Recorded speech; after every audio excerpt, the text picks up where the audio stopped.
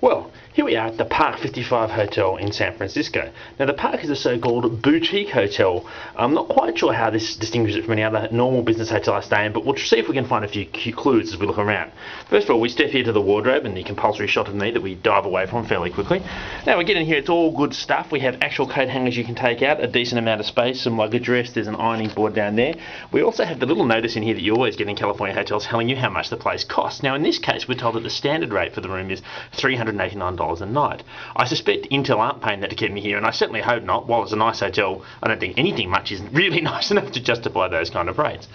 Now, we step into the bathroom. It's all pretty standard fare. We have the proper double shower curtain to stop things overflowing. Quite a decent shower and enough water pressure. A bit of an oddity down here. This little switch down here is actually the plug, so you have to have that facing the right way to avoid standing in a bath full of water. And me being me, that took a couple of tricks to work out. Decent enough sink. This plug in there works reasonably well. Now this is interesting. We have the coffee maker, always a welcome addition. Now the coffee maker in this location is actually this little single cup model. Now while I like the idea of the single cup thing, this has got to be one of the least environmentally sound things I've ever seen. Not only give you paper cups to sort of throw out, but the actual coffee thing, you have a bag in here. Inside this bag we will have not only the coffee filter but also a disposable plastic tray. So far too much rubbish getting thrown away. Really should be looking for a more environmentally sound system than that, I would have thought. Anyway, venturing on from the bathroom, we come into the main part of the room. Again, a decent size but not magnificent. Maybe that's the boutique element.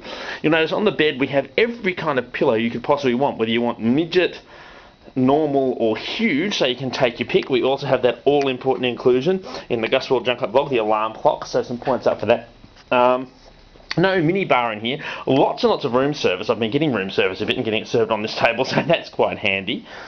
Reasonable number of lights, although still nothing overhead. Good sized desk we can get stuff done. The in-room broadband is not too pricey at $12.99 night or $45 a week. I've got to say it's been very unreliable. It's actually easier to get into their wireless than their wired connection. That was unusual. Power points are a bit of a problem. Now they've included a power connection here in the bottom of the lamp, except unfortunately it's completely defective. You can't shove anything into it, so you're forced to dive under the desk here, where there's a rather less accessible row of them just hiding up there. So not perhaps too ideal there. As usual, the bin not quite as big as you wanted to be to get rid of paper, but you can't have everything. It is a nice touch to have this little lounge over here, especially if you are going to sit down and have the room service dinner, which I've been doing a bit. Now we get to the view. Not too spectacular. That's the rest of the hotel over there. Bit of a view out into the distance in San Fran over there, and you can just sort of catch the hills. So not too scenic, but nothing is scenic in downtown San Fran, so one should be fair. You're either going to get a view of this or a view of the Moscone, so it's all a bit much of a muchness. Anyway, on the whole, well, as I said, I don't know that I could really justify paying the $389 a night. Of course, I'm not paying anything, so I'm hard to criticise. And on the whole, I've been quite happy with this place. The staff in particular have given good service, and I'd probably be happy to stay here again, although let's face it, that would make for a bit of a repetitive video.